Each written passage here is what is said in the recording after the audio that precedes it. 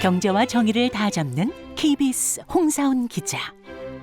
경제 정보를 이렇게 재미있게 알려드리는 프로그램은 홍사훈의 경제쇼 플러스뿐입니다. 네, 안녕하십니까. 경제쇼 플러스. 저는 경제와 정의를 다 잡는 홍반장 KBS 기자 홍사훈입니다.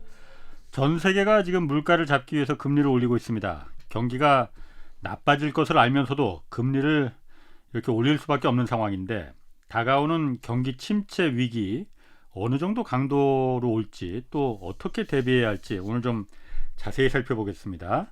김영익 서강대 경제대학원 교수 나오셨습니다. 안녕하세요. 네, 안녕하십니까. 그리고 경기는 침체되더라도 이분은 침체라는 걸 평생 모르고 살아오셨습니다. 네. 경제쇼 플러스의 질문 요정 오윤혜 씨 나오셨습니다. 네, 안녕하세요. 오윤혜입니다. 반갑습니다. 그 경기 침체가 올 거라고 하는데, 지난 그 경제쇼에서 잠깐 얘기는 하셨는데, 경기 침체가 어느 정도 수준으로 올 거냐, 다시 한번 김 교수님 한번 좀 왜냐면 그게 가장 궁금하거든요. 어느 정도? 강도가 어느 정도 될 것이냐. 예, 전 세계 경제가 2000년대 들어가지고 두 번의 경제 위기를 겪었어요. 2008년 미국에서 위기가 시작해가지고 전 세계로 확산됐고요. 이때 소위 글로벌 금융위기라고 그랬었죠. 그다음에 2020년에 코로나가 가지고 전 세계 경제가 1930년대 대공황 이후 가장 깊은 침체에 빠졌습니다. 그런데 이 두 번의 위기를 전 세계 경제가 정말 빨리 극복했어요. 그거는 정부가 돈을 많이 쓰고 중앙은행은 금리 많이 내리고 돈을 엄청 풀었죠. 그래서 이 위기는 극복했는데요.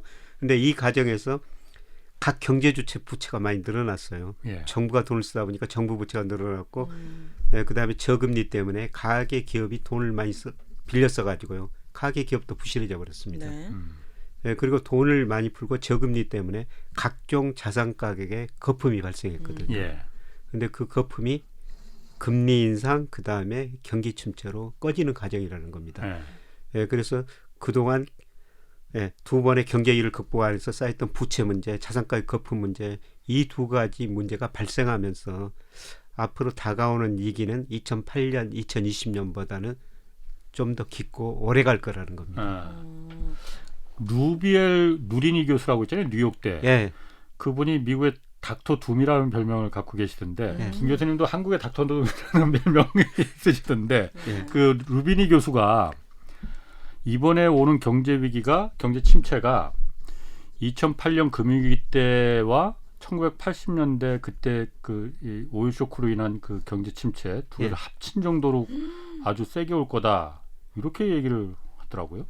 뭐 그 정도는 아닐지 모르겠습니다만은 뭐 상당히 어려운 시기가 올 것 같고요. 그다음에 그 금융계에서 세계적인 금융 대가로는 짐 로저스라는 사람이 있어요. 짐 로저스 그거 알지? 그치? 한참 뭐 일본은 이제 끝났으니 한국에 투자하고 뭐 이런 분이시잖아요. 특히 앞으로 저 북한에 많이 투자하라, 남북 통일되면 한국에 적극 투자하겠다, 이런 분인데요. 이분이 최근에 뭐 돈의 미래 등 이런 책을 내면서 그분이 우리 식으로 따면 나이가 80세일 겁니다. 자기 80평생 보지 못했던 경제 위기가 오고 있다, 뭐 이런 무서운 이야기를 하고 있는데요. 아니 80평생이면 1930년대 대공황도 그분은 겪었을 거 아니? 안 겪었겠구나. 안 겪. 그럼 실감이 안 가는데 저처럼 잘 모르는 사람들은 집값이 뭐 어느 정도 떨어지고, 또 이 침체가 뭐 1년이면 1년, 2년이면 2년, 이렇게 좀 심플하게 말씀해 주실 수 있나요? 침체가 한 2년 정도는 갈 것 같고요. 지금으로부터 2년 동안? 내년. 지금부터 서서히 나빠지게 되는데 내년이 제일 어려운 해가 될 것 같고요. 뭐 2024년은 좀 회복되더라도 2008년 글로벌 금융위기, 2020년 경제위기 보면은 그냥 세계 경제 성장을 보면 V자형 회복을 했어요. 특히 2020년에 세계 경제가 마이너스 3.1% 성장했는데 2021년에는 6.1%. 그냥 V자형 회복을 했거든요. 정책 수단이 있었기 때문입니다. 재정 정책이랑 통화 정책이랑 그런 무기가 있었기 때문에 빨리 극복할 수가 있는데요. 지금 각국 정부가 부채가 많아가지고 정부가 돈을 쓸 여지가 없고요. 그다음에 더욱 중요한 건 통화 정책은 거의 효과가 없을 거라는 겁니다. 왜냐하면 이런 거 수학? 통화 정책, 돈 풀어서 금리 내리고 돈 풀어가지고 경기를 부양하는 거. 왜냐하면은 그동안 저금리 때문에 가계 부채가 많이 늘어났고 기업 부채가 많이 늘어나 버렸어요. 예. 네. 그러니까 돈을 풀어도 가계 기업이 소비 투자를 가진 것처럼 많이 안 늘 거라는 거죠. 그렇죠. 빚 갚는 데 쓰겠죠. 예, 준다 해도. 그래서 다가오는 경기 침체는 예. 조금 더 오래 가고 심각해질 수 있다. 예. 그럼 경기 침체라는 게 잘 실감이 그러니까 경기 침체가 오면 뭐가 나빠지는 건지 그러니까 흔히 말해서 기업 문 닫고 망하고 월급 줄어들고 실업 늘고 예. 이겁니까? 그렇죠. 우선 일자리가 많이 감소하고요. 예. 월급이 줄어들고 예. 그다음에 자산 가격이 많이 떨어졌죠.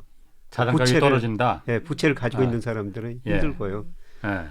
예, 그런데 뭐 1930년대 대공황이 온 이유를 누구도 지금 정확하게 원인을 규명을 못하고 있거든요. 그래요. 예. 그래서 제가 벤 버냉키 전 연준 의장이 쓴 경제 원론으로 저희 학생들 공부 가르치고 있는데요. 예. 거기 보면은 할머니와 손자의 대화가 나와요. 네. 할머니가 이런 이야기를 하는데 손자한테 1930년대 대공황 때는 아버지가 자녀들한테 신발 한 컬레를 사주는 게 소원이었단다. 손자가 왜 못 사줬는데요? 직장에서 해고당했기 때문이다. 어떤 직장을 다녔는데요? 신발 공장 다녔단다. 그러니까 손자가 신발 공장 다녀가지고 신발 생산해가지고 팔아가지고 그 돈으로 신발 사주면은 수요 공급이 있잖아요. 예. 그렇게 되면은 뭐 문제가 없지 않습니까? 신발 공장이 안 망했지. 안 망해. 예. 그러니까 할머니가 경제라는 건 때로는 그런 때도 있단다. 아. 그렇게 원인이 구명이 안 돼요. 그러니까 경제가 어려워지면은 일자리가 줄어들면 우리 소득이 없으니까 소비가 줄어들고 예. 그런 극단적인 경우인데 악순환이 발생할 수가 있다는 겁니다. 예. 그럼 경기 침체 오면은 그 아까 자산 가격이 지금 그 꺼질 거라는 거잖아요. 예. 자산 중에서도 지금 가장 관심 있는 게 윤혜 씨 아까 말했듯이 그 부동산이란 말이에요. 예. 집값. 이것도 빠질 거잖아요. 아직까지는 그러니까 우리나라도 그렇고 미국도 그렇고 자산 가격이 내려가고 있다고 하지만은 그렇게 뭐 아주 피부로 느껴질 정도로 내려가고 있지는 않은데. 예. 먼저 미국도 지금 내려가고 있습니까? 집값이? 이제 7월부터 떨어지고 있죠. 아. 예, 그런데 우리 경제를 세계 경제 풍향계다. 탕당 예. 속의 카나리아다. 예. 우리 경제를 보면 세계 경제 흐름을 알 수가 있어요. 예. 왜냐하면 우리가 전 세계로 수출하기 때문에요. 예, 그래서 예를 들어가지고 우리 주가 작년 6월 고점을 한 30%가량 떨어졌죠. 네. 예. 뭐 3,300까지 코스피가 2,300까지 떨어졌지 않습니까? 예. 미국은 올해 들어가지고 나스닥 중심으로 한 예. 30%가량 떨어졌어요. 예. 우리 집값도 먼저 떨어졌거든요. 우리가 먼저 미국보다. 예. 아. 근데 미국 집값이 이제 7월부터 떨어지기 시작했어요. 예. 근데 미국 집값이 얼마나 많이 올랐냐면요. 2008년 미국의 금융위기가 집값이 많이 오르다가 급락하니까 문제가 발생해가지고 금융위기가 왔거든요. 예. 2008년 금융위 부동산 그렇죠. 때문에 그랬어요. 그런데 그때 미국 20대 도시 주택 가격이 2000년에서 2006년까지 105% 올랐어요. 예. 우와. 네, 그런데 이번에는요. 2013년 3월에서 올 5월까지 통계가 발표가 됐는데요. 예. 135% 올랐습니다. 그때보다 훨씬 더 많이 더 많이 올랐어요. 135%. 소득, 물가, 뭐 렌트 이런 거에 비교해서 뭐 우리 집값도 거품이라고 그러죠. 미국 집값도 심각한 거품이 발생한 거거든요. 네. 그때보다 훨씬 더 많은 돈을 풀었으니까. 그렇죠. 돈이 그만큼 훨씬 더 많이 풀렸는데 당연히 거품이 더 낄 수밖에 없는 거죠. 예. 2008년 때는 뭐 양적 완화로 그러지 않습니까? 네. 그 금리 0%까지 내리고 한 5년에 걸쳐가지고 미 연준 자산이 한 3조 달러 5년에 걸쳐서 3조 달러 늘었어요. 근데 2020년 코로나 때는요. 2020년 3월에서 6월 사이에 3조 달러를 풀어버린 거예요. 그러니까 3달 만에. 석 달 만에, 3달 만에. 그러니까 미국은 그러니까 참 3조 달러면은 예. 그게 거의 한 4천조 원이잖아요. 그렇죠. 아 진짜요? 예. 그걸 우와. 3달 만에 4천조 원을 우리나라 예산이 올해 600조 원쯤 뭐 내년 약간 좀 639조 넘잖아요. 지금 편성해놨더라고요. 우리 GDP가 한 2천조 정도 돼요. 그러니 그게 그런 돈을 3달 만에 4천조를 풀었으니 거품이 안 생기면은 그게 불가능한 거고 물가가 어떻게 안 오를 수가 있겠어. 그렇죠. 네, 그래서 결국 그 돈 푼 게 이제 물가로 보복당하고 있는 예. 거죠. 네. 그래서 그래서 금리 올리는 거잖아요. 그래서 이제 물가를 예. 잡기 위해서 금리 올리고 돈을 줄이겠다, 양적 축소를 하겠다 예. 이런 식으로 나오고 있는 겁니다. 네. 우리나라 집값 얼마나 빠집니까? 왜요? 너무 또 직원이니까. 대략 about. 너무 밑바닥이다. 대략적으로. 뭐 국민은행에서 지수로 보면요. 네. 지수는 한 10% 정도 빠질 거예요. 근데 지수가 10% 빠진다는 거는 일부 아파트 가격은 30-40% 빠진다는 겁니다. 30-40%. 지금도 어떤 일부 언론에서 보면은 뭐 일부 그 주변 도시에서 뭐 아파트 가격이 30% 떨어졌다, 40% 떨어졌다. 그리고 벌써 역전세가 나타나고 있거든요. 역전세라는 게 뭐냐면은 전세 가격이 집값이 전세 가격 밑으로 떨어지는 거. 네. 이게 제가 생각하는 주변에서 지금 서울 강남으로 확산되는 과정이라고 보고 있거든요. 네, 잠실도 5억 떨어졌더라고요. 25평. 요즘 왜냐면 집을 살 사람들은 그래도 한 30% 정도 내가 원하는 동네에서 떨어지면 사야겠다 이런 플랜을 세울 수 있잖아요. 또 교수님 말씀대로. 그런 계획입니다. 뭐 떴다방 뭐 이런 거 하시나? 굉장히 잘하시네. 뉴스에 다 나와요. 요즘 빌라 사기도 엄청 많잖아요. 아니 그러면은 우리나라는 집값 지금 떨어지는 게 그 금리 인상이 직격탄을 좀 준 것 같아요. 미국도 그러면 금리 인상이 미국 집값을 떨어뜨리는데 직격탄을 준 겁니까? 그러면? 예, 그렇죠. 그러니까 모든 자산 가격에 가장 중요한 영향을 미치는 게 금리예요. 금리. 그래서 금리가 많이 올랐죠. 미국 10년 국제 수익률이 2020년 3월 달에 0.54%였어요. 근데 최근에 거의 3.5%까지 올랐지 않습니까? 그리고 모기지 금리가 2.8%에서 지금 6%까지 올랐어요. 그러니까 대출 받아도 집 산 사람들은 금리 부담이 2배 이상 늘어나 버렸죠. 그 금리가 오르니까 돈 빌려 집을 살 수가 없고요. 그리고 자산 가격에 영향을 주는 거는 금리도 중요하지만 경기예요. 잠깐만요. 그 경기 넘어가기 전에 미국 집값은 그런데 미국 그 주택담보대출은 우리하고 달리 대부분 고정금리잖아요. 우리는 다 변동금리잖아요. 그러니까 대부분이 요즘은 이제 원리금 분할 상환해서 고정금리로 많이 좀 그 바꾸는 추세지만 미국은 2008년에 그렇게 이자만 갚으라고 했다가 그게 한번 금융위기로 터져버리니까 그때부터 원리금 분할 상환하는 고정금리로다가 거의 정착이 됐잖아요. 고정금리면 금리 올려도 기준금리가 올라도 고정금리는 안 오르는 거 아니에요? 이제 그때 빌린 사람들은 뭐 고정금리를 했는데 그 이후에 이제 금리가 계속 오를 때 또 집 산 사람들이 많거든요. 금리가 또 오를 때? 네, 오를 때 집 산 사람들. 그분들은 이제 금리 부담이 크죠. 클 수밖에 없죠. 그런데 언제 집이 많이 거래가 됐느냐. 우리도 집값 상승 후반에 뭐 영끌이라 해가지고 그때 집값이 거래가 많이 됐지 않습니까? 네, 맞아요. 미국도 작년에 금리가 오를 때 그 무렵에 집 거래량이 엄청 늘어나는 거예요. 계속 오를 줄 알고. 기존 주택 매매 계속 오를 줄 알고. 근데 미국 집 거래가 우리도 집 거래가 지금 많이 떨어지고 있다. 뭐 거래가 안 된다 그러지만은 미국도요. 지금 신규 주택 매매 새집 매매라고 그러는데 이게 10년 만에 최저치로 지난 토요일 통계 보니까 미국도 거래가 안 되고 있거든요. 이거 집값이 떨어진다는 신호죠. 그럼 아까 그 경기 침체 금리보다도 경기 침체가 더 집값에 영향을 준다. 뭐 그 얘기 하셨잖아요. 그래서 저는 금리는 내년에 경기가 나쁘니까 떨어지리라고 보고 있어요. 내려갈 거다. 그러면은 금리 때문에 집값이 떨어졌으니까 금리가 떨어지면 집값이 오를 것이다. 이런 기대는 안 된다는 거죠. 안 된다는 거예요. 집값을 결정하는 게 통계 분석하면요. 금리보다는 경기가 더 중요한 영향을 미쳐요. 뭐 경기가 나빠지면은 내 일자리가 불확실하고 임금도 안 오르는데 집을 뭐 어떻게 집을 못 사죠. 그러면 지난 경제쇼에서 나오셨을 때 경기가 침체가 미국은 매우 안 좋아질 거라고 했고 한국은 매우는 아니고 매우 안 좋아질 것이라고 했잖아요. 그럼 집값도 매우 안 좋겠네 그러면은요? 그렇습니다. 그리고 집값이 뭐 적정 수준에 있다면은 덜 떨어지는데 거품이 발생했다는 거죠. 거품이 발생했고 늘 말씀드리지만 자산 가격은 연착륙이라는 게 없다는 겁니다. 오를 때는 펀더멘탈을 항상 가대평가에서 많이 오르고 떨어질 때는 펀더멘탈 가소평가합니다. 작년에 집을 살려고 어떤 사람들이 계약을 했는데 작년에는 언론에서 집값이 계속 오른다고 그러니까요. 주인이 계약해놓고 그 가격에 못 팔겠다. 올려달라. 뭐 일정한 거 계약금 포기하고 그런 현상이 발생했죠. 지금은 어떻습니까? 지금은 사겠다는 사람이 이렇게 집을 사겠다고 계약을 해놨는데 요새 신문에서 집값이 뭐 3억도 떨어지고 5억도 떨어지고 그런 보도가 나오지 않습니까? 그럼 사겠다는 사람이 집주인한테 부동산 업자한테 찾아가지고 더 내려달라 그러면 안 사겠다.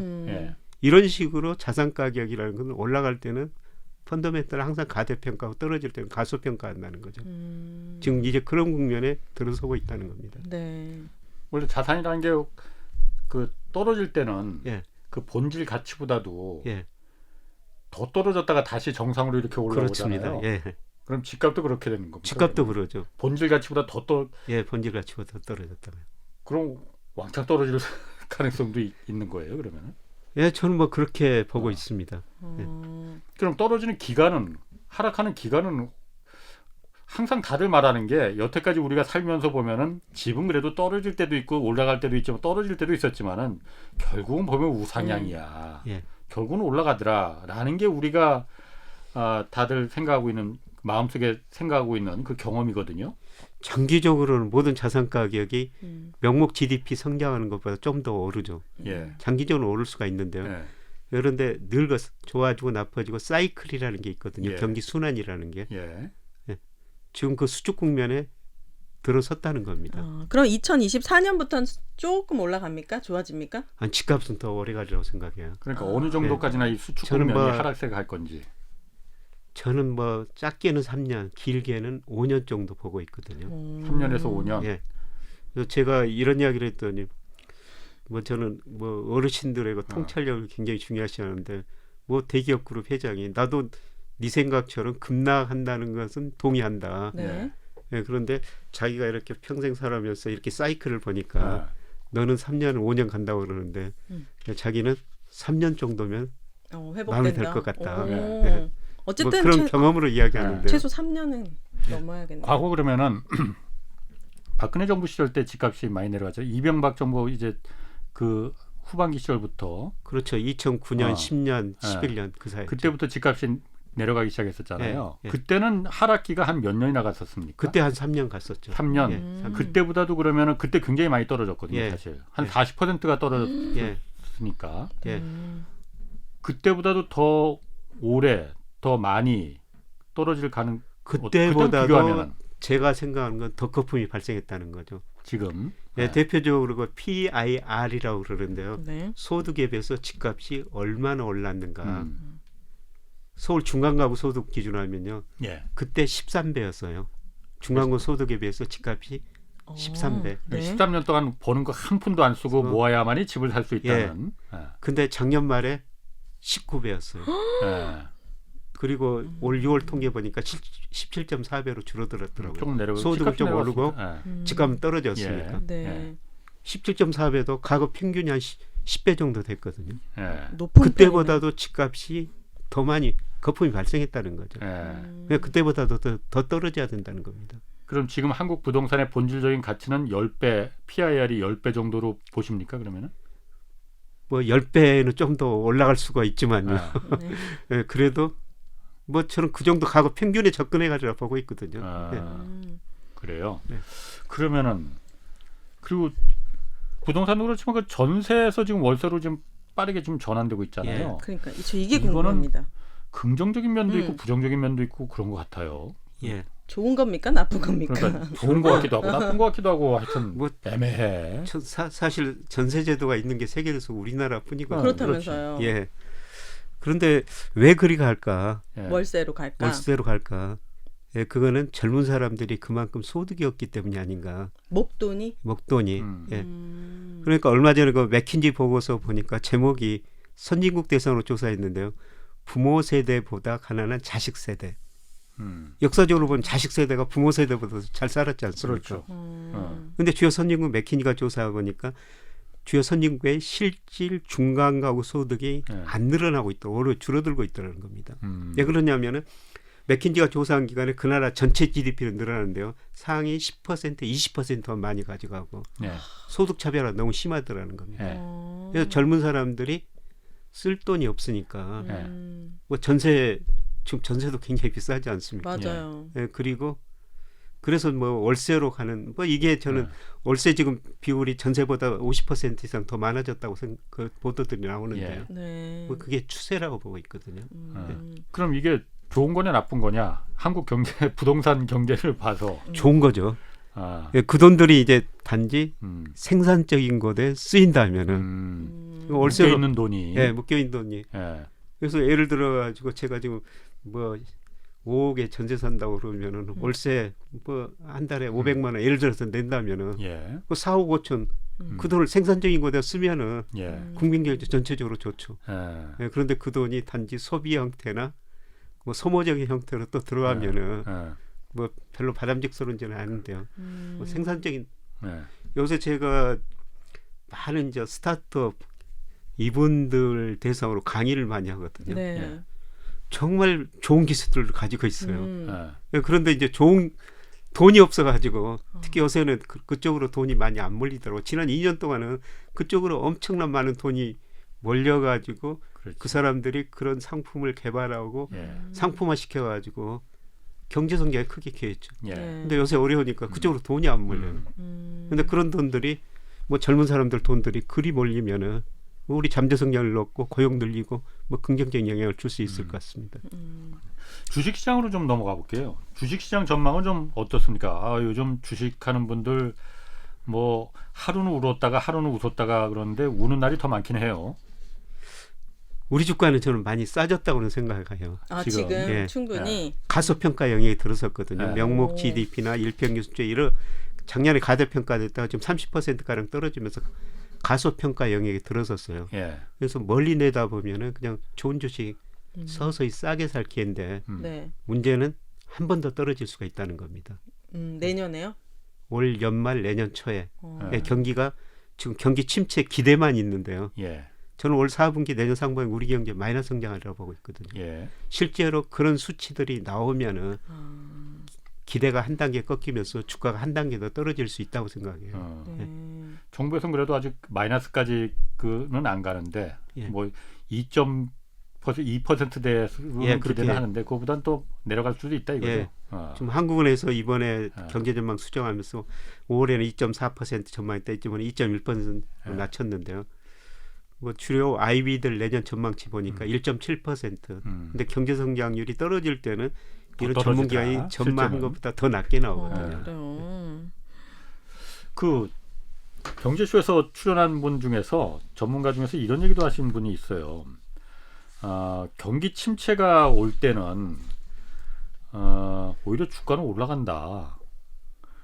왜냐? 일단 그거 맞습니까? 틀립니까? 경기 침체 후반에서 그러죠. 전반이 아니고. 후반이니까 그 이유는 경기 침체가 오면은 금리가 떨어질 금리를 내릴 거 아니냐, 정부 그 중앙은행이. 그럼 중앙이 금리를 내리면은 채권 시장에 있던 돈들이 주식장으로 옮겨오기 시작한다. 그러니까 주가는 그때가 바로 경기 침체가 왔을 때가 주가가 올라가는 그 시기다. 그걸 봐야 된다. 이런 얘기 하시던데. 그건 부분적으로 맞는 이야기인데요.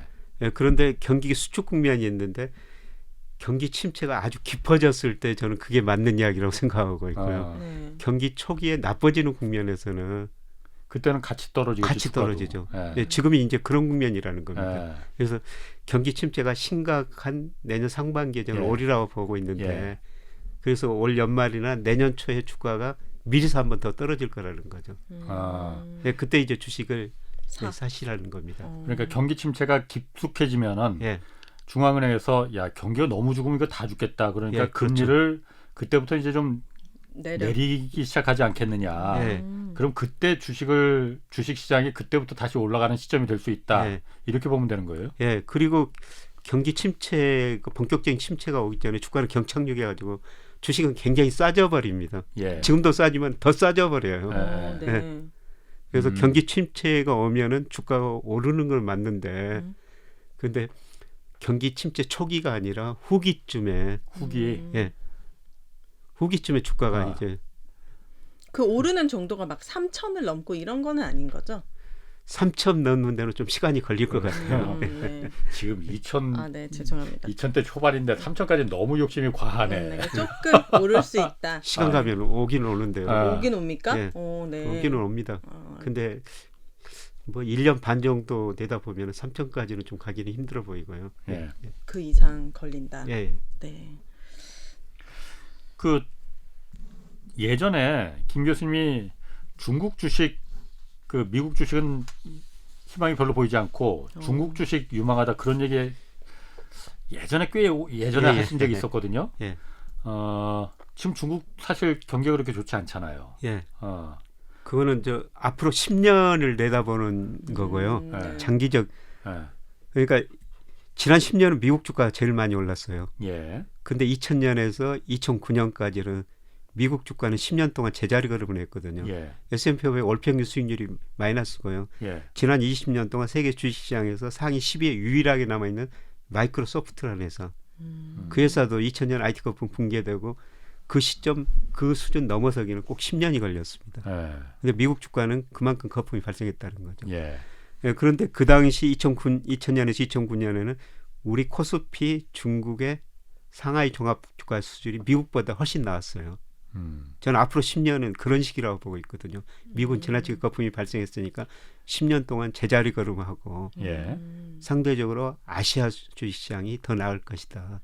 그리고 중국 제가 더 넓혀가지고 이제 베트남, 인도네시아, 인도 예. 뭐 이런 이야기를 하고 있습니다만은 예. 앞으로 10년은 저는 아시아 주식 투자 비중을 많이 늘려야 된다고 생각합니다. 아시아 쪽. 예.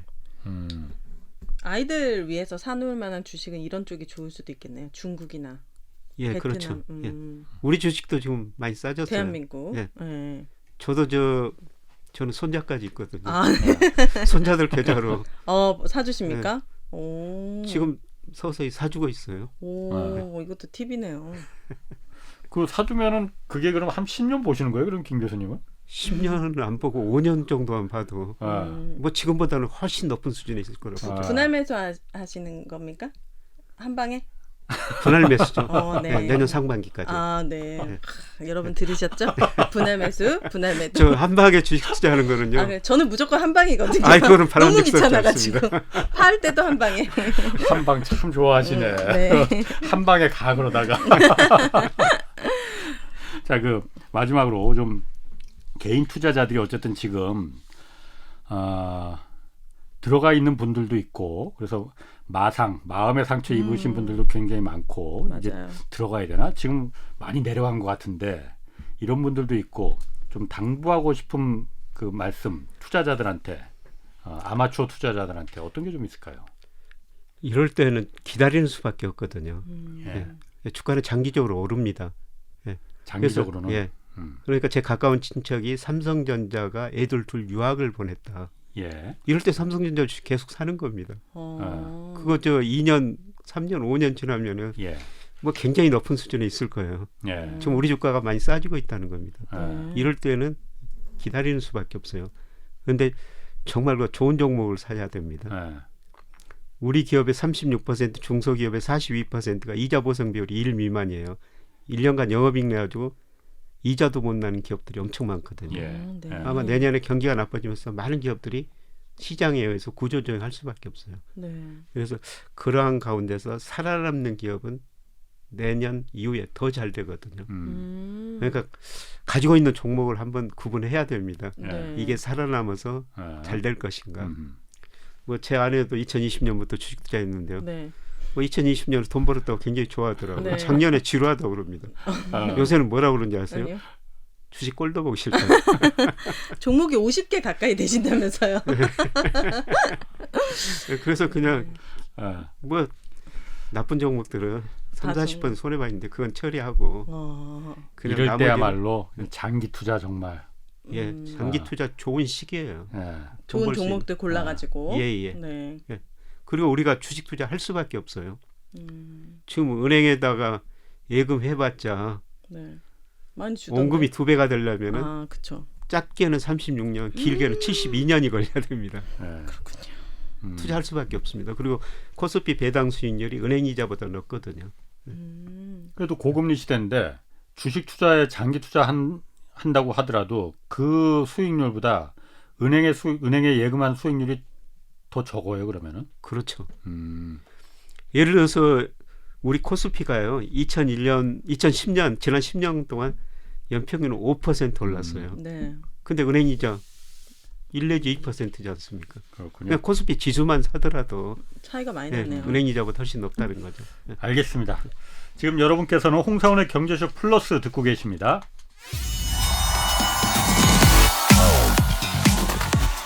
대한민국 경제 오디션 메가 경제스타 K. 여러분, 경제가 어려워서 힘드시죠? 그래서 준비했습니다. 대한민국 경제 오디션 메가 경제스타 K. 힘든 경제 상황을 이겨낸 감동 스토리, 우리 가정의 특별한 경제 공부법, 슬기로운 투자 아이디어, 경제와 관련된 이야기라면 모두 환영합니다. 총 상금 6천만 원을 준비했습니다. 여러분의 많은 참여 기다립니다. 이 프로그램은 당신의 투자의 길을 춤추게 하는 새로운 투자 플랫폼 탱고픽에서 함께합니다. 네, 매주 이 시간 KBS 1라디오 특별기획 대한민국 경제 오디션 내가 경제스타 K 앞으로 보내주신 사연들 소개하고 있습니다. 오늘도 많은 사연들, 이번 주에도 많은 사연들 왔는데 어떤 의미 있는 사연들이 있을지 좀 살펴보겠습니다. 먼저 오윤혜 씨가 먼저 하나 좀 소개해 주실까요? 네, 이제는 가계부 말고 재무제표라는 제목으로 보내주신 강민욱 님의 사연입니다. 요즘 주식 인구도 많이 늘다 보니 투자를 하려면 기업의 재무제표를 볼 줄 알아야 한다는 말 많이 들어보셨을 겁니다. 저는 여기서 한 발짝 더 나아가 우리 가정에서도 가계부가 아닌 재무제표 쓰시길 원합니다. 아니, 가계부도 귀찮은데 그 복잡한 걸 왜 하냐고요? 제가 그 덕을 톡톡히 보고 있거든요. 저는 꽤 안정적인 직장을 다니다 본격적으로 투자에 전념하고 싶어 과감하게 퇴직한 퇴직 4년차 남자입니다. 본격 투자 라이프가 시작되면서 주식, 부동산, 금, 할 수 있는 투자는 다 해봤죠. 그런데 따박따박 월급 받고 생활하던 때와는 차원이 다르더라고요. 세금으로 예상치 못한 큰돈이 뭉텅뭉텅 나간다거나 수익이 크게 날 땐 마치 부자가 된 듯 들떠서 돈을 막 쓰게 되는데요. 이럴 때 수입, 지출, 투자를 똑똑하게 관리하기 위해서 필요한 것이 바로 재무제표입니다. 가계부와 뭔 차이냐고요? 우선 가계부는 주로 수입과 지출만은 기록하지만 재무제표는 생활비 항목, 투자비 항목으로 나눠 보다 세부적으로 작성할 수 있습니다. 월 단위, 연 단위로 데이터가 쌓이다 보니 전체적인 흐름을 한눈에 파악할 수 있고요. 또한 내 자산의 규모와 종류를 한눈에 볼 수 있으니 감당할 수 있는 대출 금액도 가늠하면서 유기적으로 자본 운영이 가능하더라고요. 돈을 벌고 저축하고 아끼고 좋은 투자처와 종목을 찾는 것도 매우 중요하지만 우리 집에서 돈을 어떻게 지출되는지, 향후 어떻게 지출해야 하는지, 자금 관리도 못지않게 중요하다는 것. 엑셀 같은 프로그램이 생소하다면 빈 노트에 1년, 5년, 10년, 연 단위의 장기적인 돈 흐름을 적어보시길 바랍니다. 진정한 경제 스타의 시작은 가계 경영이라는 점을 강조하며 이만 글을 마칩니다. 네. 요즘 가계부 쓰는 사람들도 그렇게 많지 않을 것 같은데. 저는 꼼꼼하게 쓰진 않지만 매달 지출, 수입 이런 건 적습니다. 그리고 얼마가 빵꾸 났는지 이런 거를 또 알아야지 되거든요. 펑크. 얼마나 돈이 많이 모자란지 그런 거 있잖아요. 그런 것들을 좀 체크하려면은 매달 쓸 수밖에 없더라고요. 저도 이제 수익이 일정한 편이 아니니까 아무래도 그 지출을 좀 관리하려면 이 가계부를 좀 써야지 알 수 있더라. 근데 재무제표는 제가 할 수 있을지 모르겠는데. 이건 회계사들이나 할 수 있는 거 아니에요? 넘사벽 아닙니까 이거? 이거 하십니까? 교수님은 재무제표 집안의 가계를? 아니 저도 오윤혜 씨처럼 그 지출하고 수입 이 정도 하십니까? 예, 그 정도는 어디다 얼마씩 쓰고 그걸 기록하다 보면은 조금 더 저축을 하게 되죠. 그래요? 근데 저는 요즘 보면은 그 은행 이제 그 앱 있잖아요. 네. 여러 가지 통합 앱 뭐 이런 거 있잖아요. 그러니까 거기 보면은 자동으로 나오던데요, 이게. 수입 돈이 들어온 거하고 지출하고 내가 이번 달에 쓴 돈 또 앞으로 지출할 돈들도 이렇게 알려주던데 다. 아니 그게 뭐 일반 신용카드 쓰는 것도 거기에 다 나옵니까? 신용카드는 제가 신용카드를 안 쓰니까 체크카드만 쓰세요? 체크카드만 쓰니까. 체크카드만 쓰는 거냐? 네. 엄격한 집에서 통제를 받으시는 것 같은데. 용돈 받고 사셨네요, 우리 홍 반장님께서. 사생활은 넘지 맙시다 우리. 이러면 돈 관리하기 편하죠. 체크카드 있는 것만 관리하면 되는데 주부들은 힘들어요. 식비 얼마 나가는지, 관리비 얼마 나가는지 이런 거 다 체크하니까. 근데 재무제표 이야기가 나왔으니까 2020년에 주가가 많이 오르다 보니까 정말 그 동학 개미 운동 많은 분들이 주시장에 참여했지 않습니까? 네. 그래서 제 친구들이 자녀들이 주식 투자하고 싶다 저한테 보내요. 네. 근데 물어보면 재무제표도 모릅니다. 그렇지. 재무제표도 모르고 네. 주식 투자를 하겠다는 거거든요. 그래서 주식 투자를 하면 최소한 재무제표는 알아야 된다. 그래서 기본 책 좀 소개해주고 이걸 좀 공부해가지고 3개월 후에 다시 좀 이야기하자. 3개월 후에 찾아오는 친구 한 명도 없었습니다. 그만큼 우리가 공부를 안 하고 주식 투자하죠. 투자를 한다는 거죠. 뭐 재무제표 보면은 뭐 아까 말씀드린 자산 부채가 나와 있고요. 그다음에 기업들이 얼마나 매출하고 이익이 남아 있고, 그다음에 현금 흐름은 그렇지. 어떻게 되고, 그다음에 뭐 PER, PBR 뭐 이런 제표들이 다 나오거든요. 네. 그거는 뭐 어떻게 보냐면요, 그냥 거래하는 증권사 거기 들어가지고 그 종목을 치면요, 여러 증권사 애널리스트들이 그 기업에 대해서 보고서를 내거든요. 네. 거기서 누구든지 쉽게 접근할 수가 있습니다. 그리고 애널리스트 보고서 보면은 기업이 발표하는 재무제표는 현재 상황만 나타나 있죠. 근데 우리가 투자하려면 미래를 알아야 되지 않습니까? 근데 애널리스트들이 그 미래를 최소한 2년 정도는 전망을 해주거든요. 재무제표 전망을? 예. 매출 영업이익. 그래서 올해 2020년이니까 2020년, 3년, 2024년 앞으로 2, 3년은 그렇게 전망을 해줘요. 정확해요, 그런데?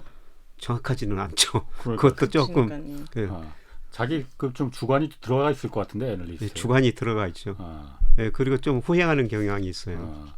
재무제표가 그런데 사실 그렇게 어렵진 않아요. 저도 취재하면서 주가 조작 옛날에 취재 많이 하고 그럴 때 그러셨죠. 그거 많이 봤거든요. 처음에는 뭐 이게 오른쪽은 뭐 왼쪽 이게 뭐 숫자만 잔뜩 있고 그런데 조금만 하면 그 눈에 들어와요.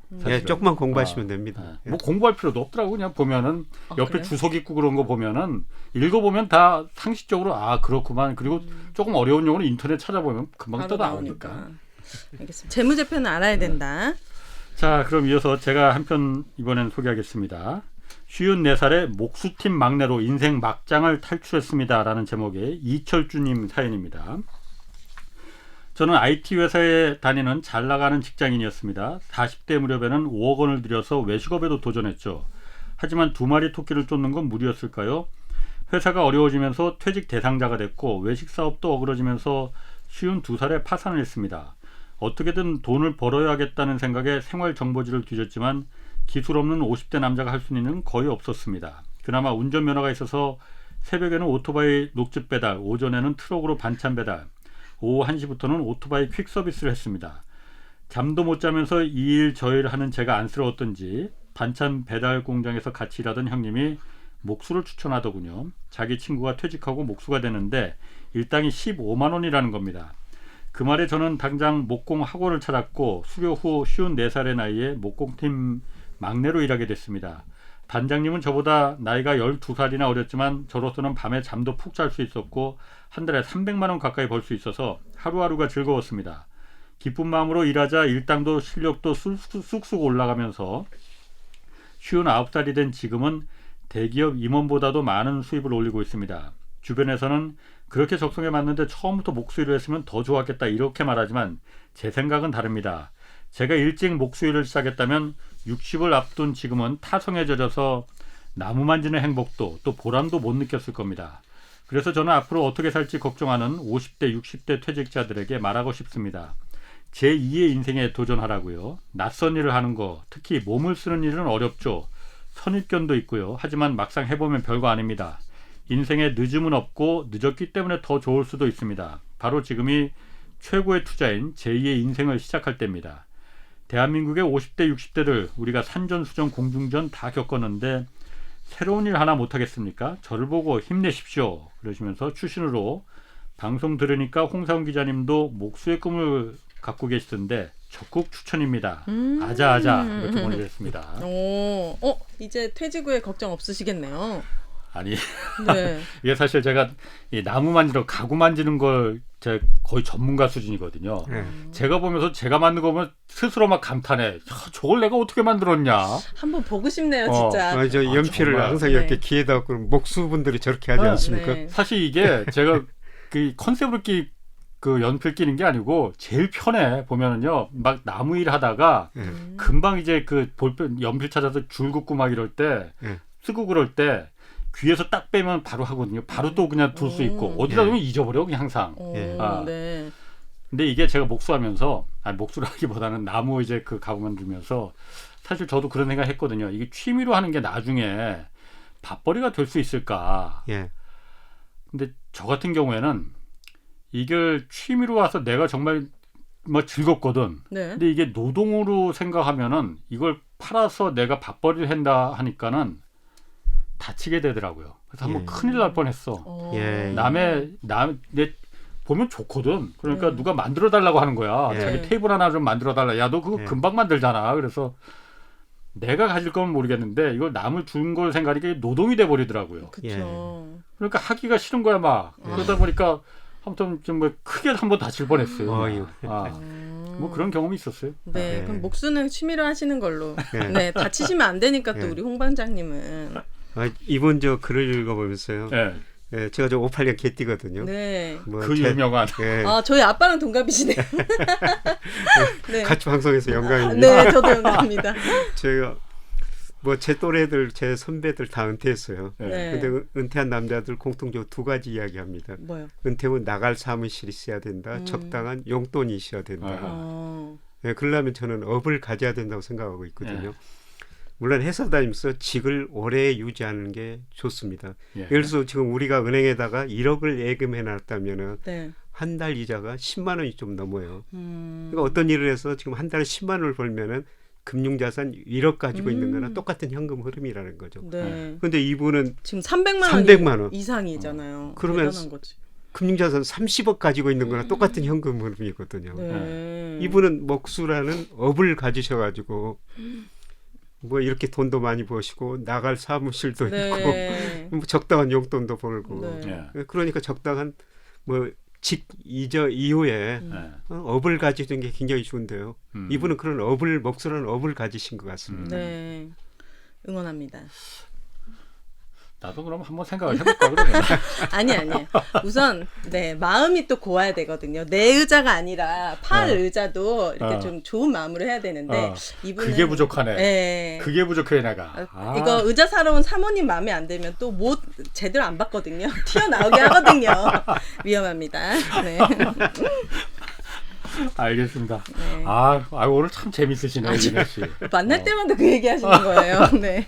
자, 이번에는 그럼 윤혜 씨가 한번 사연 하나 더 소개해 주시겠어요? 소소한 재활용의 삶이라는 제목으로 보내주신 황규찬님의 사연입니다. 손주가 태어나고 아내가 아들 부부네 집에서 지내게 되면서 저는 반지하가 딸린 2층 단독주택으로 혼자 생활해야 했습니다. 은퇴 후 수입이라고는 연금뿐인데 27평짜리 집에서 혼자 지내다 보니 전기세, 수도세, 식비 등 생활비가 많이 나간다는 걸 알게 되었어요. 또 음식물 쓰레기 처리도 힘들고 봉투는 어찌나 비싸던지 아깝다는 생각이 들더라고요. 그래서 생활비 절약에 돌입하게 되었습니다. 가장 먼저 한 일은 옥상에 300개의 화분을 이용해 고추, 상추, 부추, 방울토마토 등 각종 채소를 심는 겁니다. 농사를 지어본 적이 없는 터라 공부도 많이 해야 하고 부족한 점이 많았는데 고맙게도 농작물들이 잘 자라주었죠. 매년 적게는 20개, 많게는 40근의 고추를 수확해 김장에 사용하고 있습니다. 특히 200여 그루의 고추가 여름마다 잎을 활짝 펼쳐 그늘을 만든 덕분에 오래된 옥상에 내리쬐는 햇볕도 막을 수 있었습니다. 그러면서 매년 여름마다 켜고 살던 에어컨, 선풍기 사용도 줄일 수 있었죠. 그리고 모든 가전제품에 누전 차단기를 설치해 불필요한 전기료를 절약하고 있어요. 옥상 텃밭을 가꾸면서 골칫덩어리였던 음식물 쓰레기 문제도 해결되었습니다. 대문 옆에 있는 화단에 구덩이를 파서 퇴비 처리장을 만들어 음식물 쓰레기를 발효시켰습니다. 그리고 흙과 함께 섞어 농작물 비료로 사용했어요. 덕분에 음식물 쓰레기 봉투는 한 번도 사지 않았고요. 음식물 쓰레기도 해결하고 농사도 짓고 재활용도 하고 일석삼조였죠. 물값을 아끼는 방법도 간단했습니다. 바로 빗물을 활용한 겁니다. 옥상에 하수관을 설치해서 빗물을 1층으로 내려보냈고 주차장에도 천막을 설치해서 물을 모았죠. 정수기 필터에서 나오는 못 마시는 물까지 모아서 텃밭과 화장실 변기에 넣어 사용하고 있습니다. 이렇게 수년간 전략을 실천한 결과 한 달 물세 5,000원, 전기세 1만 원, 음식물 봉투값 9,000원, 총 24,000원을 아낄 수 있었습니다. 1년에 30만 원도 안 되는 금액인데 여기에 타고 다니던 자동차까지 처분해서 대중교통을 이용하면서 더 많은 비용을 절약하고 있습니다. 과거에 제가 결핵을 앓았는데 대중교통 이용, 텃밭 가꾸기와 같은 전략 활동을 하면서 건강도 많이 좋아졌어요. 사소한 노력이지만 환경도 생각하고 건강도 챙기고 노후의 소소한 즐거움도 얻을 수 있어서 저는 이 생활을 꾸준히 유지하려고 합니다. 아, 정말 대단하시네요. 예, 대단하신. 네, 이거는 보통 부지런한 분은 이렇게 할 수가 없습니다. 물까지 이렇게 받아가지고 하신다는 거는 이 돈도 전략이지만 저는 이 자연 환경을 전기를 전략하고 하면서 환경 보호에도 일조할 수 있다는 거가 대단하신 것 같아요. 예. 김 교수님도 페이스북 보니까 텃밭 이렇게 하시던데? 예. 올해 저 농사가 엉망입니다. 이분처럼 정성을 못 들였거든요. 그러니까 저 농부들 말씀 들으니까 농작물들은 농부 발소리 듣고 큰다는 겁니다. 발소리를 그만큼 듣고. 자주 와서 들여다보라. 이분은 정말 그 정성을 다 들여 발소리를 많이 농작물한테 들려주셔가지고 이렇게 농작물이 잘 큰 것 같은데요. 예, 저는 뭐 서울 살다가 주말에만 가요. 주말에는 가다 보니까 그렇게 발소리를 많이 들려줄 수가 없고 그리고 올해 보니까 지금 가을이 수확의 계절인데 저는 수확 없는 계절이 되어버렸어요. 뭐 심으셨는데요? 고추, 가지, 토마토, 뭐 오이, 많이 뭐 수박, 참외, 수박이요. 뭐 각종 과일나무 다 있죠. 아, 수박도 주말 농장에서 그게 가능해요? 예, 가능한데요. 근데 올해는 거의 안 열었어요. 네. 그래서 왜 안 열었는가 제가 분석해봤더니 5월까지는 굉장히 가물었습니다. 그리고 꿀벌이 없었어요. 꿀벌이 이렇게 돌아다니면서 수분을 해줘야지 각종 열매가 열거든요. 근데 저번에 KBS 방송 보니까 왜 꿀벌이 없어졌는가 그걸 분석하던데요. 네, 기후 위기 관련된 거죠. 그러면서 기후 문제가 저는 심각하구나. 예, 그리고 조금 뭐 참외 같은 것도 열었는데 또 7, 8월에 장마가 지다 보니까 얘들이 맛이 없어요. 그래서 올해 저 농사는 완전히 실패했는데 이분은 그 발소리를 많이 들려주셔가지고 수확을 많이 하셨습니다. 수확을 많이 하신 분 같네요. 네. 자, 마지막 사연 이거는 제가 좀 소개하겠습니다. 제가 이분 사연은 아주 공감하고 있습니다. 서울시 금천구에서 안신현님이 보내주신 가격 급등에 대한 중소기업 난항을 어떻게 극복해야 될지요라는 사연입니다. 안녕하세요. 철강업계 중소기업에 근무 중인 사람입니다. 코로나가 창궐한 2020년 하반기부터 철강제 가격이 급등하면서 대부분의 철강업계는 흑자를 기록했습니다. 하지만 지난해 하반기부터 철강 제조사에 난항이 시작됐습니다. 급격한 원자재 가격 급등은 회사의 여신 유동성을 줄여버렸고 회사의 거래선과 실수요처의 거래 그리고 공사를 중단시켜버리는 상황을 만들었습니다. 올해는 러시아와 우크라이나 전쟁으로 일시적인 가격 상승이 좀 있었지만은 6월부터는 미국, 중국산 완제품 철강 가격이 폭락하면서 그 여파로 국내 가격도 연초 대비 30% 이상 하락을 경험하고 있습니다. 높은 가격에 이제 과거 만들었던 그 높은 가격에 비싼 재고가 남아 있으면 이 자금적인 문제를 일으키자 최대 실적을 냈던 대기업의 수주량도 줄어들면서 저희 같은 중간 고객사들한테 구매를 독려하는 상황입니다. 제 이야기는 투자 성공 사례가 아닙니다. 지금 이 순간에도 자금난에 허도이고 적자에 씨름하고 늘어나는 재고에 한숨 쉬는 중소기업의 답답하고 안타까운 현실을 알리고 싶습니다. 교과서에 나오는 대기업과 중소기업의 소통과 이해 또 상생이라는 상식이 전혀 반영되지 못하는 이 시국에 우리는 아이들에게 무엇을 가르쳐야 합니까? 저는 결코 포스코와 같은 대기업을 비난하는 게 아닙니다. 오히려 잘 되기를 바라고 있습니다.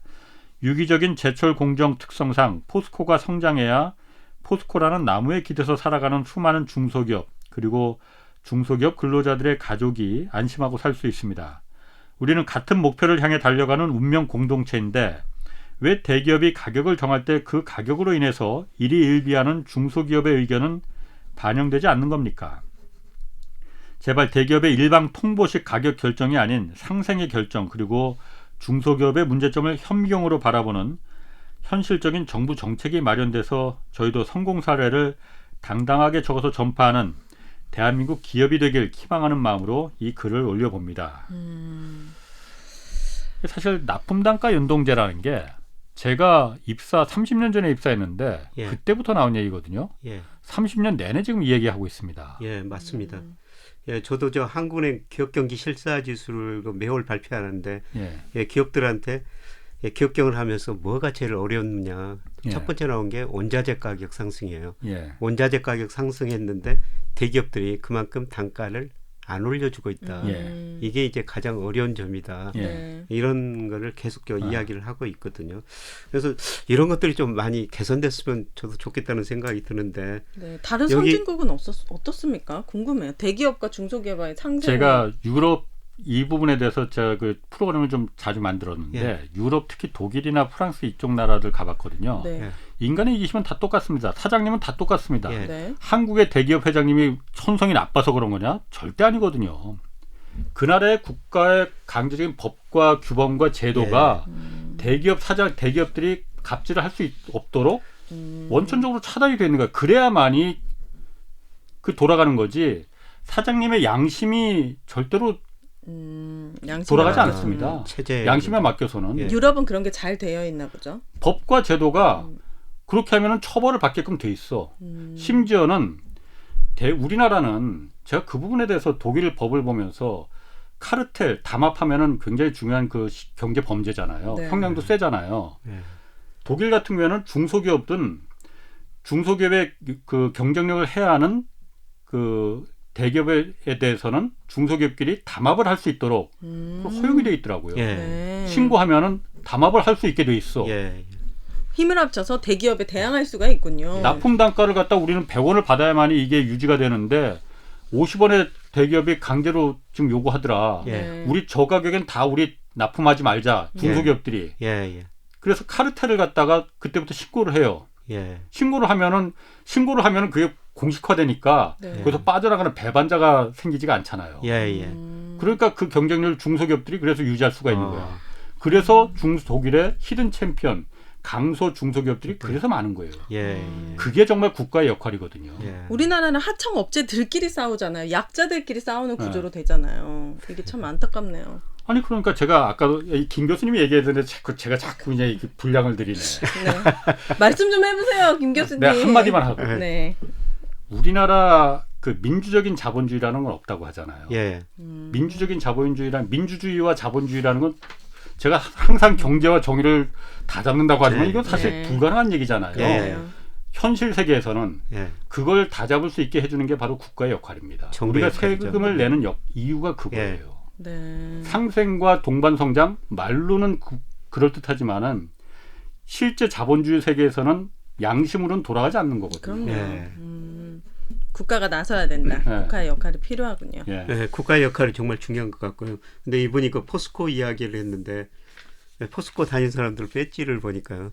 전에는 그냥 포스코라고 영어로 써졌는데 지금은요? 지금은 이드 전치사 함께 이드라는 전치사. 위드 포스코. 포스코와 함께 가자. 그래서 아마 포스코도 이런 문제를 인식하고 있지 않느냐 그런 생각이 너무 착하신 거 아니에요? 네. 인식해 주시기를 바랍니다. 자, 오늘 사연이 소개된 강민욱님, 이철주님, 황규창님 그리고 안신현님 이 네 분께 깊은 감사드리고 아울러서 월장원에 나가실 수 있는 기회도 함께 드리겠습니다. 여러분의 경제사연은 KBS 1라디오 홍사원의 경제쇼 홈페이지에 올려주시면 되고 12월 9일까지 진행되니까 많은 참여 좀 부탁드리겠습니다. 자, 김영익 교수님, 오윤혜 교수님, 오윤혜 씨, 괜찮아요. 두 분 고맙습니다. 네, 감사합니다. 고맙습니다. 자, 주말 홍사원의 경제쇼 플러스 마치겠습니다. 고맙습니다.